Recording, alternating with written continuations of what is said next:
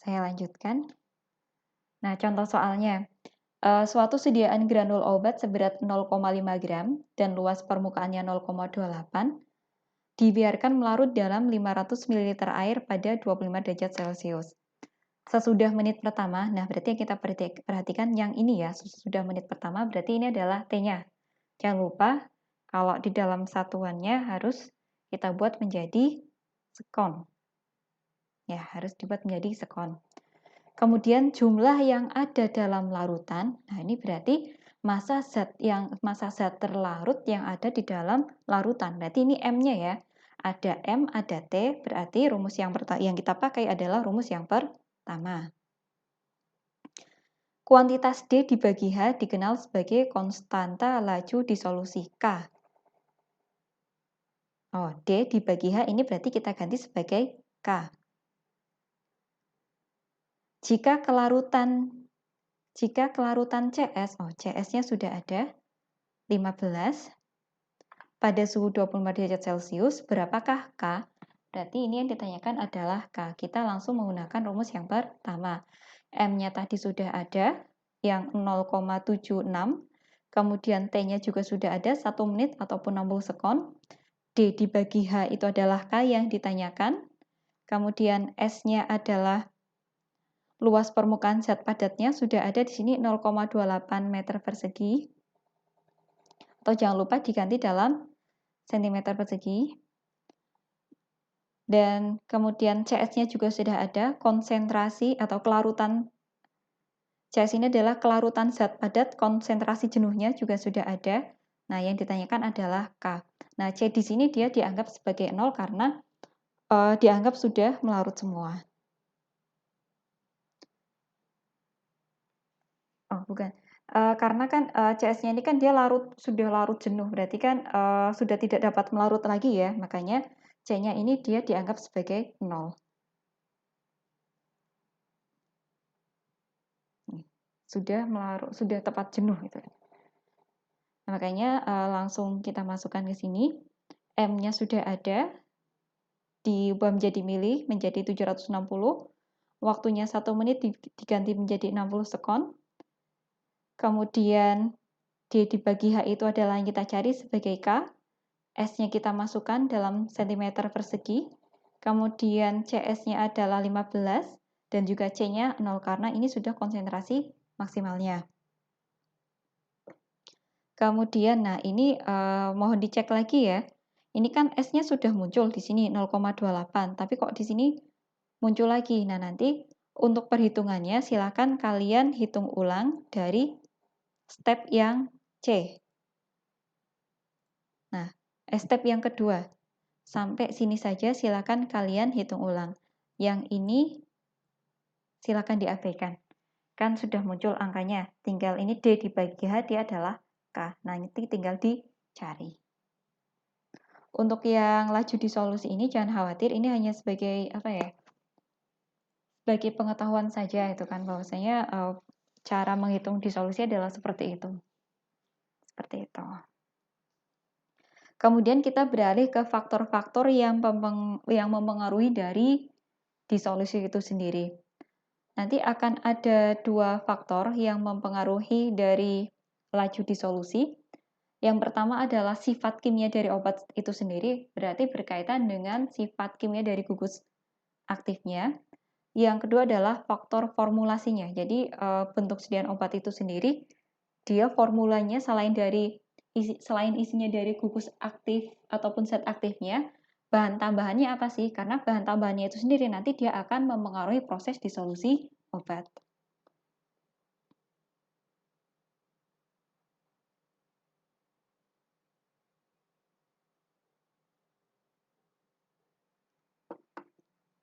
Nah, yang pertama adalah karakteristik dari fase padat. Bentuk amorf, nah diingat lagi apa itu amorf? Bentuk amorf dari obat seringkali memberikan kelarutan yang besar dan kecepatan disolusi yang lebih tinggi dibandingkan dengan bentuk kristal. Kristal itu kan dia kan padatan tapi sifatnya keras. Kalau amorf itu sendiri kan dia padatan tetapi dia rapuh. Nah, makanya kalau misalkan dia sediaan obat itu dia fase padatnya merupakan bentuk amorf, padatan yang dia itu lunak, maka kelarutannya dia akan lebih besar atau makanya kecepatan disolusinya akan lebih tinggi dibandingkan dengan sediaan obat ataupun tablet yang dia bentuknya berupa kristal padatan yang sifatnya keras. Nah, yang kedua, polimorfisme. Polimorfisme itu merupakan sediaan obat yang dimana di dalam satu sediaan obat itu sendiri dia terdapat beberapa bentuk kristal. Kemarin kan waktu kita belajar di analisis obat secara kualitatif ada beberapa macam bentuk kristal.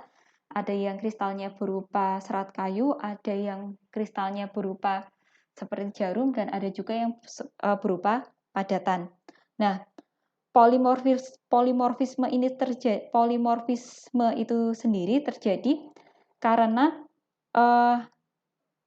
sediaan obat itu dia merupakan dalam keadaan hidrat ataupun kompleks yang dapat mempengaruhi disolusi dari sediaan obat itu sendiri. Nah, selain kristalisasi, molekul air dan juga molekul pelarut berkaitan kuat dengan zat aktif, sehingga menghasilkan solvat dan bila pelarutnya air akan terbentuk hidrat. Jadi kalau misalkan bentuknya dia polimorfisme, terdiri dari beberapa bentuk kristal, bisa jadi laju disolusinya dia justru akan semakin cepat. Kalau misalkan bentuk kristalnya dia yang bentuk kristal yang tidak terlalu keras gitu kan.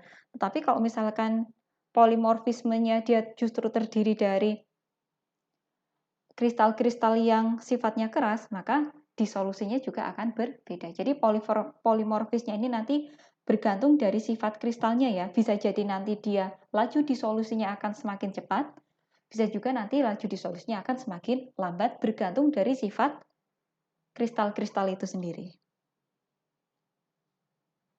Nah, yang ketiga berkaitan dengan faktor kimianya, laju disolusi dipengaruhi oleh karakteristik dari partikelnya. Maksudnya apa? Yang dihubungkan di sini adalah berkaitan dengan permukaannya.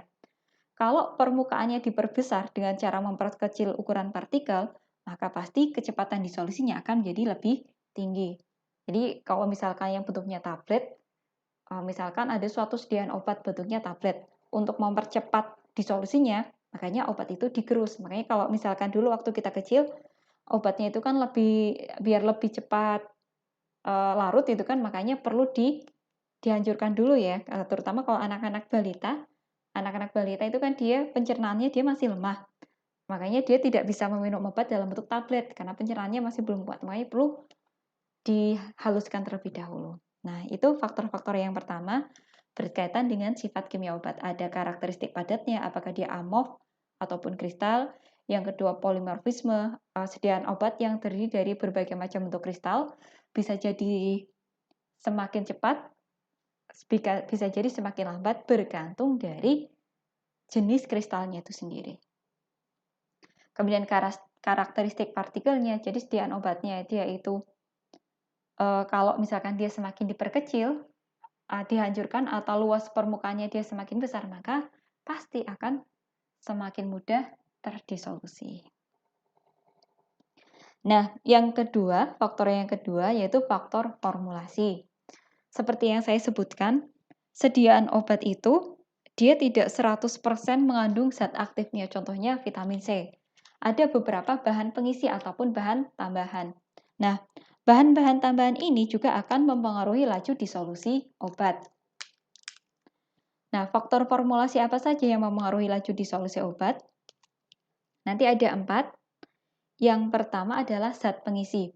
Nah, zat pengisi ini berpengaruh terhadap pelepasan zat aktif obat, terutama untuk formulasi tablet yang mengandung kadar zat aktif yang sangat kecil. Jadi kalau misalkan presentase zat aktifnya dalam suatu sediaan obat berupa tablet, ternyata zat aktifnya konsentrasinya sangat kecil dibandingkan dengan zat pengisinya, otomatis nanti laju disolusinya juga akan semakin kecil.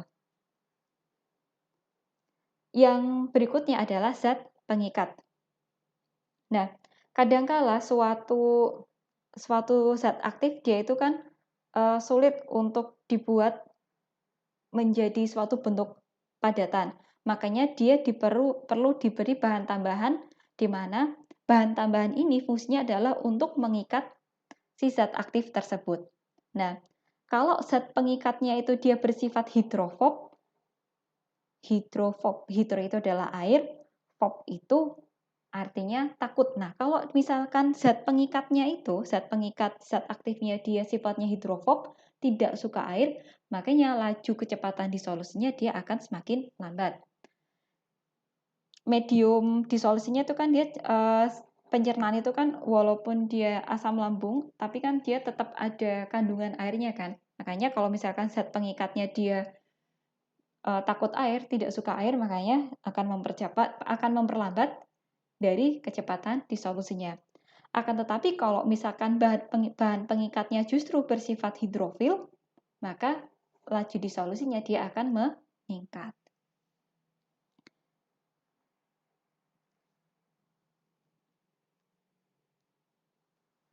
Kemudian tegangan permukaan antar obat dan media disolusi. Nah, tegangan permukaan, jadi kalau misalkan zat cair itu kan dia ada yang namanya tegangan permukaan. Tegangan permukaan itu kalau kita perhatikan di dalam fenomena sehari-hari, kalau misalkan silet yang apa ya, yang kotak itu, kalau kita taruh di dalam permukaan air tetapi posisinya terlentang, dia kan tidak akan tenggelam ya.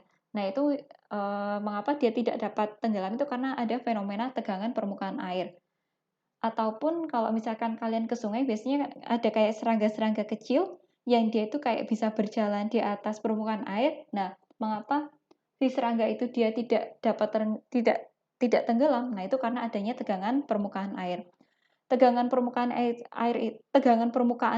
tegangan permukaan dari media disolusinya itu sendiri biasanya kalau misalkan suatu medium disolusi dia semakin kental, maka tegangan permukaannya dia akan semakin besar. Tapi kalau dia semakin encer, maka tegangan permukaannya dia akan semakin kecil.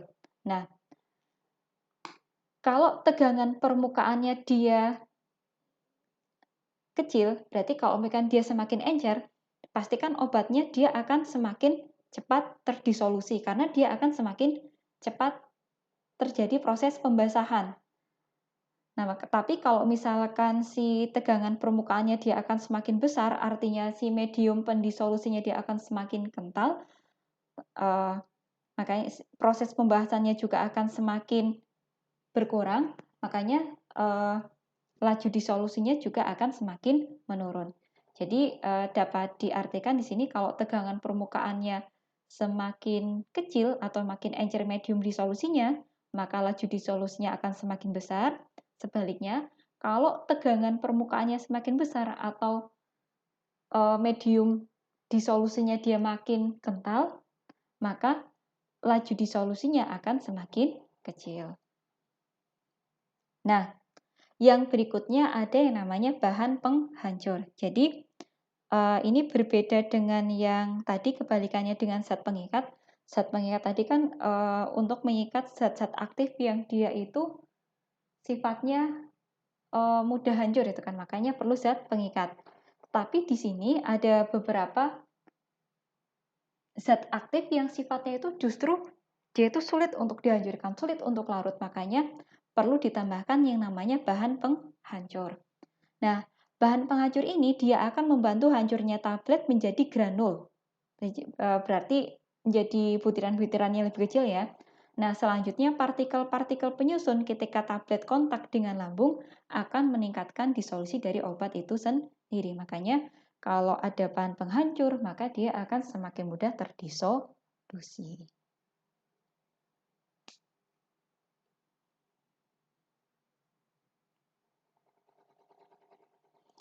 Berikutnya mengenai proses disolusi. Pada saat suatu partikel obat mengalami disolusi, molekul-molekul obat pada permukaan mula-mula masuk ke dalam larutan. Masuk ke dalam larutan maksudnya masuk ke dalam medium disolusinya ya. menciptakan suatu lapisan jenuh obat larutan yang membungkus permukaan partikel obat yang bentuknya padatan tadi. Lapisan larutan ini dikenal dengan lapisan difusi.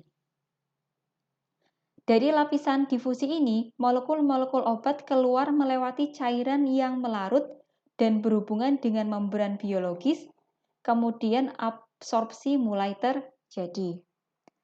Jika molekul obat terus meninggalkan lapisan difusi, molekul-molekul tersebut diganti oleh obat yang dilarutkan dari permukaan partikel obat dan proses absorpsi tersebut berlanjut. Jadi kalau saya gambarkan,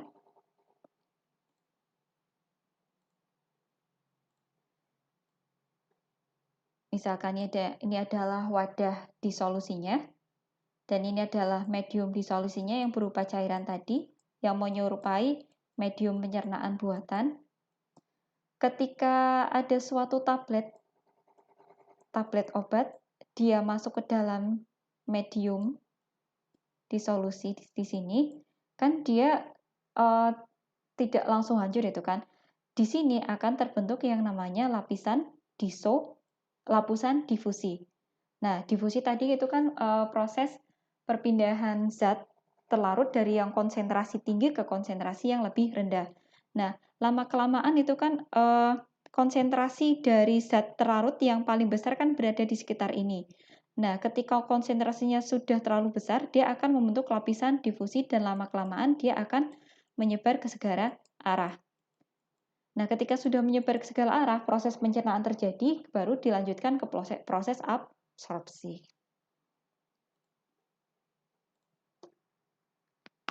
Nah, sekarang kita ke peralatan disolusi. Jadi perlu diingat kembali yang namanya disolusi itu, terutama disolusi obat, dilakukan secara in vitro. In vitro artinya di dalam gelas, dilakukan di luar tubuh.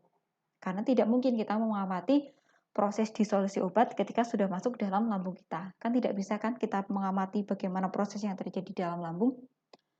Yang pertama, wadah disolusi.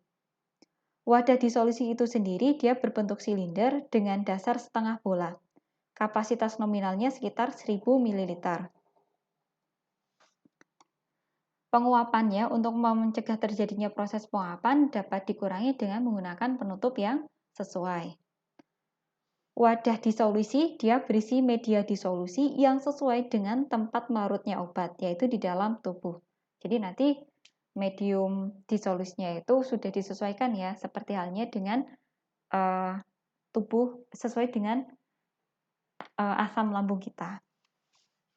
Nah, wadah disolusi terbuat dari kaca borosilikat, seperti halnya di ini sih gelas-gelas kaca yang gelas kimia yang sering kali kita gunakan, ataupun bahan transparan lain yang inert. Artinya apa? Biar si zat aktif itu dia tidak bereaksi dengan si wadah disolusi, makanya dia harus inert. Dan wadah ini sebagian tercelup, sebagian ke dalam penangas air. Maksudnya kenapa di dalam penangas air? Karena untuk agar suhunya itu tetap terjaga. Suhunya nanti menyerupai suhu yang ada di dalam pencernaan kita. Nah, penangas air. Penangas air ini merupakan suatu wadah berisi air yang mampu menampung 6 wadah media disolusi. Penangas air ini berfungsi mempertahankan suhu bagian bawah mempertahankan suhu bagian dalam wadah disolusi pada suhu 37 derajat Celcius plus minus 0,5 derajat Celcius. Nah, ini. Jadi suhu di dalam pencernaan kita, di dalam lambung kita adalah ini, 35 derajat Celcius plus minus 0,5 derajat Celcius. Jadi penangas air ini fungsinya untuk mempertahankan suhu tadi, mempertahankan suhu wadah disolusi. Dan juga menjaga agar gerakan air dalam penangas halus dan juga tetap. Nah, gerakan air maksudnya apa? Nah, ini karena ada yang namanya motor penggerak dan juga pengaduk. Motor penggerak dilengkapi dengan alat pengatur kecepatan rotasi yang berhubungan langsung dengan pengaduk yang berupa batang logam yang inert dan juga keranjang logam berbentuk silinder. Nah, jadi motor penggerak ini untuk menggerak-gerakkan air yang ada di dalam penangas air agar menyerupai gerakan yang ada di dalam lambung kita. Lambung kita kan dia selalu bergerak terus untuk mencerna apa yang ada di dalam lambung kita. Nah, makanya kita memerlukan motor penggerak dan juga pengaduknya. Kemudian ke medium disolusi. Jadi medium disolusi ini dibuat seperti pencernaan kita. Medium disolusi yang digunakan adalah medium yang menggambarkan keadaan cairan pada lambung dan juga usus. Karena tidak hanya proses pencernaan itu kan tidak hanya berakhir pada lambung. Lambung itu kan fungsinya untuk menghancurkan. Nah, nanti proses penyerapan terjadi di usus. Nah, nanti absorpsi ini kan tadi terjadi di usus. Medium lambung dan usus nanti dia akan berbeda pada kondisi pH-nya. Komposisi cairan lambung keadaan puasa simulasi pH-nya adalah 1,2 cukup sederhana. Sedangkan cairan usus simulasi atau simulated intestinal fluid SIF merupakan larutan dapar. Nah, larutan dapar itu merupakan campuran asam lemah dan juga basa konjugasinya dengan konsentrasi 0,05 molar yang mengandung kalium dihidrogen fosfat. pH dapar ini adalah 6,8 dan berada dalam kisaran pH usus normal. Jadi pH-nya sangat berbeda sekali ya. Kalau cairan lambung karena dia fungsinya untuk menghancurkan, pH-nya sangat asam, sedangkan usus itu kan medium, nanti agar dia dapat terabsorpsi, pH-nya adalah sekitar 6,8. Nah, bisa dilihat di dalam tabel untuk komposisi media dari disolusi secara in vitro. Kalau medium dari cairan lambung simulasi,